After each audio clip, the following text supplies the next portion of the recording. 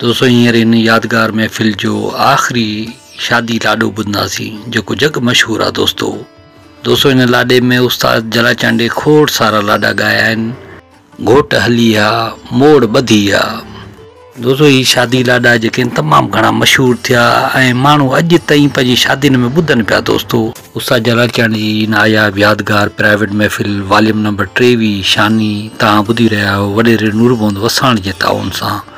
दोस्तों जो उस्ताद जो सच्चो पक्को ऐं प्यारो आशिक़ आहे। दोस्तों इन कलाम जे लाइ फरमाइश कई आहे वॾेरे नूरमोहम्मद वसाण ॻोठ रावताणी ज़िले सागड़ तालुके सिंजूरे मां, वॾेरे दिलावर वसाण ॻोठ सादिक वसाण जाम नवाज़ अली ज़िले सागड़ खां, अब्दुल वहीद हाजाणो टंडे आदम खां, दीदार रिंद ऐं हाफ़िज़ मोहब्बत अली बुलेदी ओस्ता मोहम्मद बलूचिस्तान खां, शाइर अली अकबर सोलंगी ऐं फ़नकार अजब जलाल मीरपुर माथेले खां, इंजीनियर वकार अली भेलार साहब राणीपुर खां, इंजीनियर रिज़वान अली मंगी साहब बहरिया टाउन कराची खां, मेहरदीन कोटवाल राजस्थान इंडिया खां, अताउल्ला पांवर ऐं इकबाल अहमद चन्नड़ इस्लामाबाद खां, जावेद अहमद झातियाल हैदराबाद खां, असांजो पिरी प्यारो दोस्त मोहम्मद रहीम लुंड गोलाची खां। दोस्तों मां सम्झां थो ही महफ़िल तव्हांखे बेहद पसंदि आई हुजे त वीडियो खे लाइक कजो, कमेंट्स कजो, दोस्तनि खे शेयर कयो ऐं मुस्तक़बिल में नयूं अहिड़ियूं यादगार प्राइवेट नायाब महफ़िलूं ॿुधण जे लाइ मुंहिंजी चैनल कामरान जानी सिंधी खे सब्सक्राइब कयो ऐं ॾिसंदा रहो पंहिंजो चैनल कामरान जानी सिंधी यूट्यूब ते।